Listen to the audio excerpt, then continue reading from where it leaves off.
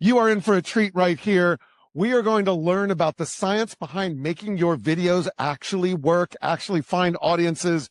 You have these great creative ideas, right? They're uniquely yours, but there is actually a science to getting people to see those ideas, to view them and to watch them. So this session, we're going to go up to the curtain. We're going to pull it back, and we're going to have some research that's been uncovered about thumbnails, scene selection, and the order in which you present your work. And we're going to introduce some tools that can actually predict your content effectiveness before you hit publish. So I'm really excited to have on stage. Now, this is an interesting session. Anybody want to play dueling banjos for me? We have two moderators for this session. Our first moderator is David Gioiella, who's the co-founder of Presaige, joined by Mark Littman, the CEO of Presaige. Both of them will be moderating and sharing their wisdom as well. And then our other speakers, Brian Atton, co-founder and COO at Simian, and Jay Brooks, co-founder and CTO of Simian, will be here to pull back that curtain and give us the science about how to get your stuff viewed. So as I pull that curtain back, David, Mark, Brian, Jay, please come up here before I fall off the stage. We'll introduce ourselves in just a second, but we're here today to talk about the secrets to increasing engagement of your creative content. That encompasses not just creators. We're in the creator space, so it's for creators, but it's also for professionals, and it's also for just people. There's some life lessons in here that we've learned in our research. So just first of all, out of curiosity, how many people here are creators? Would you consider yourself creators? Okay, a good amount. Any professionals here in the industry? We have some of those. And out of curiosity, how many people are here? Regular, just people. How many? Looks like most of us are people. Okay, that's good. So there's something here for everyone. I think there's something that creators can take away. There's certainly things that professionals can learn, and there's some life lessons in here as well. So first, by way of introduction, David and I have been in business together for about 30 years before Presaige. We have a 30-plus year history in the entertainment industry, creating promos, trailers, all types of content for show opens for television networks, cable networks, streamers, brands direct, and advertising agencies. So we spent our entire careers making things that we hope work and our clients hope work. And some of it does, some of it doesn't, but we're never quite sure why. And we've always wondered that, and we've struggled with that for our careers. And so several years ago, we had an idea. We wondered, is there a way to scientifically figure out what's going to work and what's not going to work before you send it out into the world and have people tell you? So computer power didn't really exist several years ago to kind of test our idea out. And just recently, about a year and a half ago, it did. And we started to test this theory that there's hidden signals inside images and inside videos. And our research uncovered almost 2,000 kind of hidden things that you wouldn't even understand as a person, but a computer does understand. And we were able to correlate those to ultimate performance, clicks, likes, other things of engagement. And it was a pretty interesting thing. We actually have a patent pending on this technology now, and it's proven to be very useful. And we'll discuss some of the ways in which it is to make better things, whatever those things are. So I'm Mark. This is David. I'm David Gioiella. I'm a co-founder of Presaige. I'm an editor, creative director background. And I think you'll find some tips here that can help you create content across wherever you're using it. Social media, broadcast, films, even just a personal Instagram page. So let's keep going. So we've been longtime collaborators and friends with the folks from Simian. I'll let them introduce themselves, and then we'll kind of bring it together and explain why we're here together. Hi, I'm Brian Atton. I'm the COO of Simian, and Simian is the media sharing platform, and we work primarily with advertising companies, production, post-production, anybody that's in the business of presenting their work for winning jobs with their talent in that industry. Jay Brooks, I'm the CTO at Simian. Brian and I have been working in software and media, entertainment, fashion for just about 25 years now, and really focused on kind of the real building process and the post and production industry probably about 17 years ago. So we're really heavily into the data and the analytics that go around the whole media ecosphere when it comes to advertising and commercial workflow. I think one of the most interesting things about Simian, and one of the reasons we like partnering with you, is because you have an insane amount of analytics for a company that helps send out reels. And I think that's one of the key places we got some of these insights from. Yeah, we've been clients of Simian since they started, really. And it's been an indispensable tool for tracking when we're trying to award new work, sharing work with networks and brands and advertising agencies, and then looking at the insights of the data that's created from people who interact with our work. So that's kind of the basis for what we're going to go into now. Yeah. You want to go? I was just going to kind of from day one, when sending presentations like B2B, we identified immediately that the analytics, knowing who's viewing, not only who's viewing, but what they're viewing, how long they're viewing, what sections of a video they're viewing. It's really key in the sales process to be able to deliver the content that your customer's looking for. So right from the beginning, we've always been heavily analytics driven. And did you want to add something? Yeah, I was going to say the exact same thing Jay said. So Dueling banjos. yeah, pretty much. But yeah, he's right. We've been doing that for 17, 18 years now. And we're going to talk about this here a little bit, but yeah, the order in which you put your thumbnails in and the way you curate your thumbnails, it makes a big difference when people are going to screen your work or they're not going to screen your work.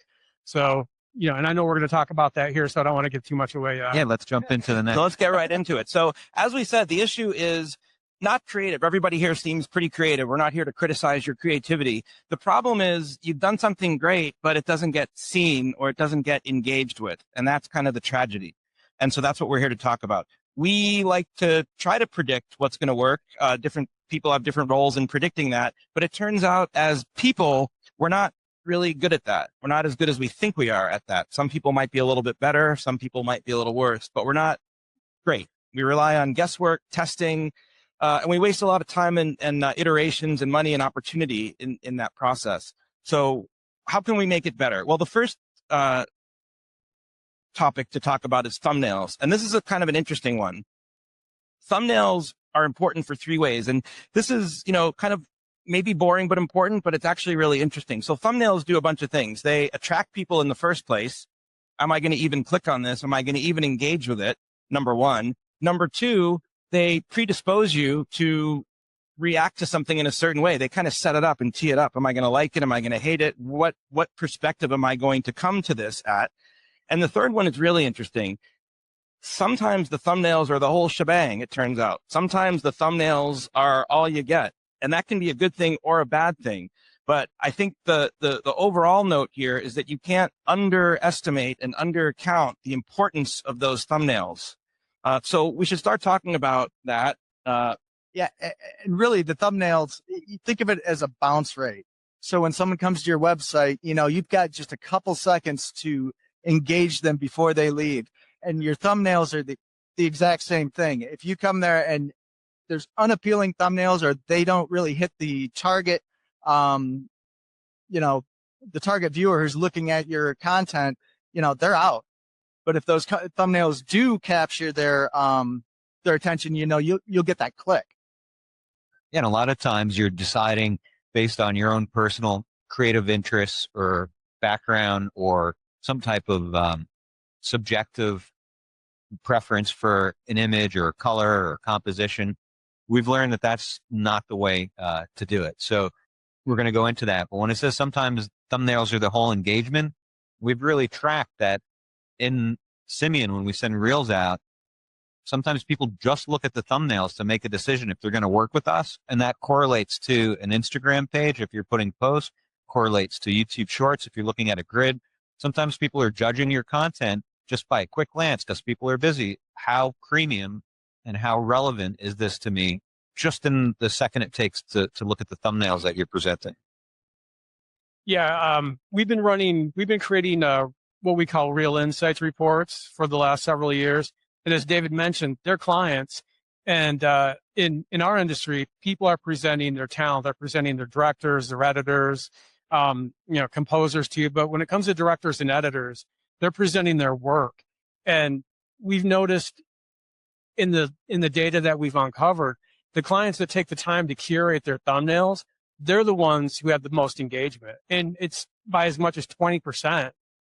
You know, so it's super, super important. And yeah, and we talk to producers all the time, and we ask them, what makes you not screen a reel?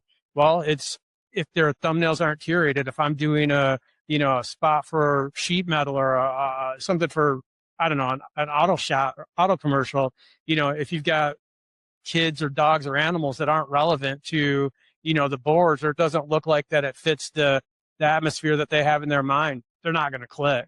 So taking the time to do that, it's super important. Yeah, let's move on. So a lot of tools, a lot of things out there auto-generate thumbnails for you. A lot of platforms kind of just make a guess at it. And some people put different levels of importance or different levels of effort into their thumbnails. This session is not really here to talk about how to make a good thumbnail.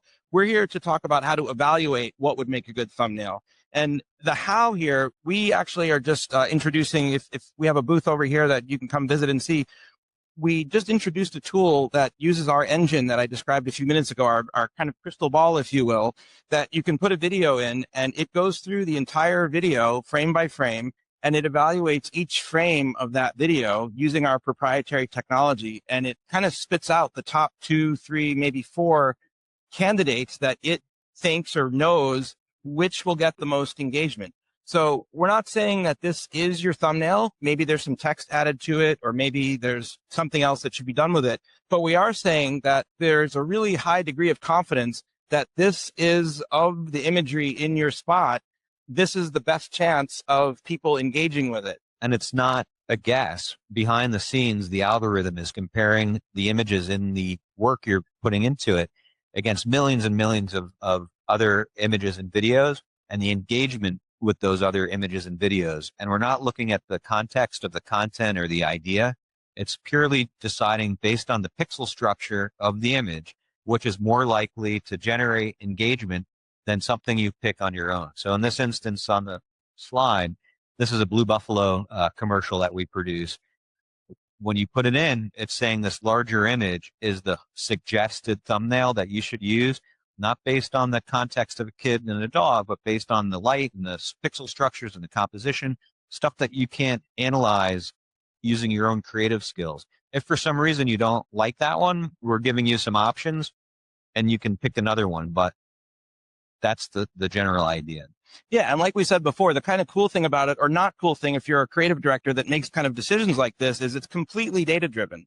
It's not, and sometimes, interestingly, it's counterintuitive. Sometimes it's not what you would have expected, and sometimes your intuition goes against what it says. And, that's something for you to reconcile. We're not trying to dial humans out of the process. We're trying to give you another tool to help make your decision. You can still trust yourself, and you might be right and you might be wrong, but this is a pretty accurate, data-driven voice in that room that you can trust, at least as a source of, should I listen to it or not? A confidence factor. Maybe you would have picked that one on your own, and this just backs up your own intuition. But that's not the whole story. So we have more.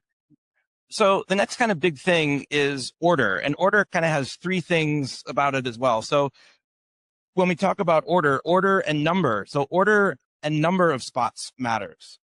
Right. And this is where we start to talk about the life lessons of things, yeah. But I'll go through these real quick and then we can talk about all of them in detail. The order of attraction also matters. So we talked about thumbnails a minute ago, but the order you put those thumbnails in the form of a carousel matters a lot. And then the order of the content itself, not talking about thumbnails or carousels, but the actual content. Sometimes, as creators would know or professionals know, you have 2, 3, 4, not a lot of seconds before people click away or stop watching something. So you want to kind of put your best foot forward first. And how do you know what that is? If that fits in with the storytelling, you should have a tool that can help tell you that. So order and number is something that you guys know a lot about. Yeah, it's huge. Over the last 10 years, we've analyzed literally millions of presentations, and every year we get about the same answer back, that the sweet spot is always going to be about 6 spots per any presentation that you're sending. And this is for in a business context, but no matter what every year, or how much data or how diverse the data is, it always comes back to between 5 and 7, and an average right on 6 spots that gets the most engagement from the end user. And it's pretty fascinating. It's like, where does that 6 come from? Yeah, Well, and it's not yeah. 20. Yeah. Yeah. Brian? Sorry. Yeah. We spoke about this earlier, 1 or 2 spots, maybe the producer thinks, oh, this guy doesn't have enough work. They can't do the job.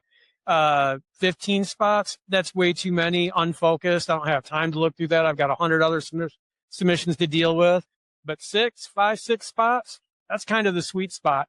Whether they watch them all or not, as long as the thumbnails are there and they match what they're looking for, that's your in. That also applies to carousels if you're using it on a different platform like Instagram post or any platform that has carousels. The point is to try to capture the audience's attention, and numerically 6 is a great number to stick with. And I think a Simian reel is kind of like a carousel, but in a different context. And I kind of brought this up kind of as a joke before, but it wasn't. The life lesson in there, I think there's a life lesson hiding in there too. Yeah. And we kind of talked about that, why is 6 the right number? 2 maybe is not enough for whatever we're talking about, 1 or 2, and 15, 20 means maybe you haven't curated things or thought enough about it, but 5, 6, 7 means you're probably right in the sweet spot. And that's kind of something to think about for almost any presentation or anytime you're presenting a collection of things in your life. I think that's it's turned out to be kind of accurate across the board, not just for reels. Yeah, it's a proxy for experience. If you have 6 really great examples of what you're trying to show, that shows you have some depth and you know what you're talking about. If you have 2, you probably don't have enough. And if you show 20, you didn't put the work into curating someone else's experience. So they're wasting more time looking at something you could have culled down yourself. And the difference between engagement is night and day too, between 6 and 15 or 6 and 4, 6 and 3. It's at least 20, 30%. I can't remember off the top of my head, but it's a significant number. But that's not the whole story. So talking about moving on to more specifically the carousel. So we talked about the thumbnails. You could have the best thumbnails picked. Presaige loves your thumbnails and everybody loves your thumbnails. But if they're in the wrong order, that doesn't help very much either. And it turns out the order matters quite a bit. Well, yeah, it does. And that's one thing, that's one data point that it's hard for us to really tell. But this day and age, though, with Presaige, they can tell you what's going to get the best engagement based on what order you put it in. And I think that's something that we're going to look into, putting back into our product, because over the last, years, so many people are like, do you have something that can help us build a reel better? Can you help us curate a reel? And it's like, well, you know your work better than we do, but now I get it. I understand that, with technology, there's probably something that we can do to help these, and you guys are already solving it. Yeah. And from a business context, sending a reel for, as you guys would send, for us, we always say, put your best stuff first, because a lot of times people don't even watch past the first spot, at least from a business standpoint. I know the content creators, that's a whole different story, but from our end, it's put your strongest one first. You may have 6 spots and that will get the most engagement of any presentation, but that first spot's that's your hero. Yeah. The analytics show people generally watch the first thing you show them all the way through, and then the attention drops off. And sometimes they don't even watch what you show them. And that's another insight we'll talk about. They're just looking at the curation of the thumbnails and your overall image, and then making a decision if they're going to work with you. And we see that Simian analytics. Yeah. Sometimes we get bid on jobs where nobody watches it. They look at the thumbnails, or they watch one spot and they say, we love your work. If you ask them questions about it, they have to make it up because they haven't watched it all. Yeah, I think that's just, that attributes just good practice on your guys' end, curating the thumbnails, meeting the brief. So yeah, I think that's the key. Curating. So we talked about the importance of the order. I think it makes sense. So how can we contribute to that? So this is our general purpose tool. So we showed you a few minutes ago the thumbnail, which is kind of a special purpose tool built on top of our engine. This is a little more of our general purpose tool, which helps you make those decisions, again, data-driven, in a data-driven kind of analytic way that's not subjective. So this is an example of our interface. And again, you can see it a little more clearly in our demo if you want, and you can demo your own content if you like as well. But we give you a score pretty clearly here. And the way you would do it is put all the contenders in. And if you want to stop right there and just pick the one with the highest score, that's a pretty good strategy. Yeah, just put it first. So this interface shows the Presaige interface on the left. It shows the Simian interface on the right. So when you get a Simian reel sent from these guys' platform, you have a hero image. We try to stick to the 6 representative spots we talked about, and then order the spots by highest Presaige score to lowest. And that shows that we're pretty likely to get full engagement with that first spot, and then maybe not so much with the others, but it's also combined with the thumbnail. So everything's tied together here. You may get someone who interacts with your service just by looking at the screen, liking the thumbnails, and that's it. Or you may get some more engagement with each spot incrementally by making sure the order is correct. So when they watch the first one all the way through, they're more inclined to watch the second, etc. Or you might decide to bail on a couple entirely because they score below a certain threshold, and we were predicting that they're just not that great. And we could be wrong and we could be right. But if you have 8 contenders for a 6-image carousel, maybe you throw out 2 of them, or maybe you throw out 3 of them and you only go with 4 or 5. So you're only putting your best foot forward. Yeah, that's pretty simple. I mean, anything we tend to say on the Presaige side, any score 7 and above is pretty good. And those are really worthy of being a contender. Anything below that, you really have to want it in there, and you put it last. So another, oh, go ahead. Oh, no, I tend to agree with that.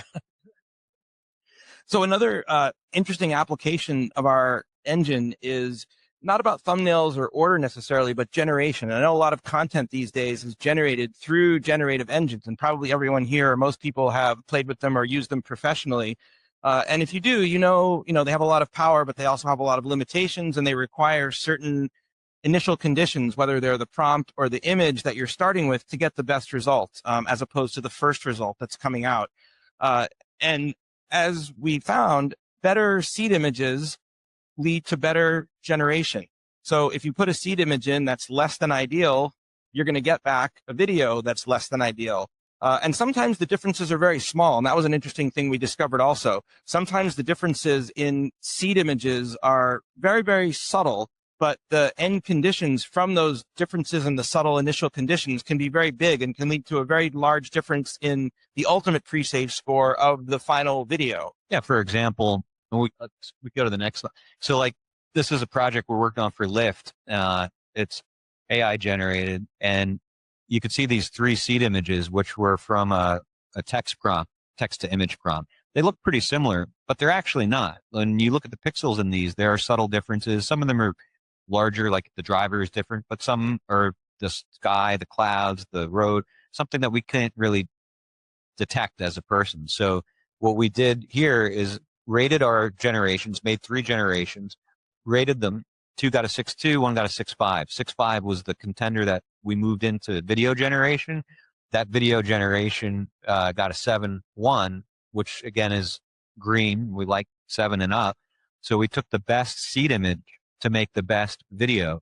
This cuts down on endless cycles of generating 10, 20, 50 seed images or 10, 15 video generations. So it could save you time, save you credits. We did a test on the other 2, the 6.2s, and moved those into video generation, and the scores were much lower, again, even though the images are very similar. And another useful feature of our product is it offers recommendations, very specific recommendations on how you can improve the content as well. And so that can lead to a very interesting iterative workflow where you start with one image, and it's kind of on the product roadmap to make this a little more automatic. But you start with a contender for a seed image, you get back a score like that first one, maybe 6.2, and you apply those recommendations back to the engine or back to a different engine, and you can take the same initial idea and then work with it through maybe 2 to 3 iterations of recommendations and get yourself up to something like a 6.5 or something higher that will then lead to a better generation for the overall video itself as well. So it's a kind of interesting workflow, again, that's completely data-driven. Yeah, and there's a lot of opportunities here for us as Simian to integrate this back into our workflow products, especially for some of the review and approval, especially on the generation. Yep. So this is all stuff we're working with Presaige to, bring this back into our product and then, utilize all these features for, the business end of it. I wanted to make sure to leave time at the end for questions. If anybody has any difficult, interesting, fun questions, feel free to shout them out. All Awesome. right. Yeah, now we're on. Could you please clarify when you talk about the effectiveness of 1 through 6, are we talking about like a vertical list, or what if it's like a horizontal carousel or multiple rows within a carousel? Could you just clarify what you mean by what's effective in terms of UI? You guys can talk about that. You have a lot of different formats I know that you offer. Yeah. In our world, companies are presenting their talent, their directors or their editors, and the carousel it's 6 videos. So there's 6 thumbnails, and they could be stacked. They could be horizontal, or they could be, rows of 3 in squares, or however they're presented. They could be like stacked that way too. But they're thumbnails for videos, and I think I answered your question, right? To define what they were. Around what I'm going to paraphrase for you, but it's more around what's the best way to lay them out. Should you lay them out horizontally or vertically or in a square, like Hollywood squares? Like how do you take 6 and turn it into value? Okay. In our platform, we have like 5 or 6 different presentation style templates. And the template that gets the most engagement is the one where the video player is in the center, and then there's smaller thumbnails across the bottom. Always gets way more engagement than any of the other templates. So in our world, that would be the winner. Any other questions? Oh, I see one over there. Hold on, I'm running. We're going to make you run to the other side. I wanted to do the Phil Donahue, and we're doing it. I love it. When you say that it's data-driven, how do you guys analyze what's going to perform well? We spent about 2 years training a proprietary model to look for hidden features inside a video or an image. They're almost, not to be like cheeky about it, but you almost don't know what they are. So the computer, it's kind of like, that's the AI machine learning portion of it. It looks at basically the pixels of the image and various things like relationships of, I don't even know what they are, colors, contrast, and things, there's a red pixel here and an orange pixel here and a line. And it correlates it with actual data of what people have engaged with. So whatever this image is, it could be a blob, I don't know. Humans have engaged with it. So it's science, and it may not make intuitive sense, but it's what the data showed us. And actually, we've done tests where we compare images that are generally like golden ratio, rule of third, things people find to be artistic or beautiful in the historical context. They don't always line up with what people engage with most, because especially on social media, people aren't looking to engage with a piece of art. They're looking for a connection in some other way. Mm-hmm. And it often doesn't correlate between what might be traditionally beautiful image and something that people have clicked on a lot. Did you guys ever run any human tests, like study tests, to see what they liked? We didn't run any tests like that they're actually out in the wild. They're effectively being run right now because the creators and the people that are. Well, we actually did. Yeah, we took historical data from years of engagement on our platform, and then ran all those same videos through the Presaige platform, and then compared the data. And there was especially on thumbnails, a huge correlation with a high Presaige score and high engagement on that content. So we have another question right here. How accessible is your software and your services to like the individual creator? Because I know like sometimes when you have things like this, I'm seeing like, and I'll just be frank about pricing and stuff like that. And a lot of times it's like available to like enterprise level people and that kind of stuff. But like your average person who's putting out videos on Instagram who wants to get more engagement. That's a great question. Like, how accessible is it? There's that. There's a free there's a free level and a premium level. The free level lets you do a certain number of images per month, but doesn't unlock videos. The premium level is about $99 a month, and it unlocks videos, and it gives you a certain number of credits, which is usually enough for most creators. And then above that, there's an enterprise level if there's a need for API integration with other platforms. But we tried to price it. It costs a lot to process each of these images and videos, and there's actually a limit right now of a 1.5-minute time frame on the videos based on that processing cost. But it should be something that most creators who are able to put this into their workflow can afford. Yeah, that was my next question too, is like, how long is your runtime? Because I am aware that there is like a big processing cost to this. So it returns a result on a video in under 5 minutes. Sometimes it's 2 to 5 minutes. It returns a result on an image in seconds. And then the recommendations take a little bit longer, but we could open up the duration to be longer than 1.5 minutes. It's just not cost effective right now. Sure, understood. But it was something that we did want to keep accessible. Like, you're right, a lot of these products are just enterprise level, and we do offer an enterprise product for enterprises, API stuff. But we thought it was important that this was accessible to people as well. Why not? We're seeing a lot of content creators use it who are generating revenue from their platforms, like YouTubers and people who have Instagram accounts, and people who have some type of, not just of a hobby, but a reason to use these tools. Well, we're out of time. Thanks, everyone, for joining us. If you'd like to learn more, we're over here at the booth, and we can demo for you, give you a free code. And thanks very much for joining us this Simian afternoon. guys might hang out, too, if you have questions for Thank them. you. Yeah, how about a big round of applause for David, Mark, Brian, and Jay? Thank you guys so much.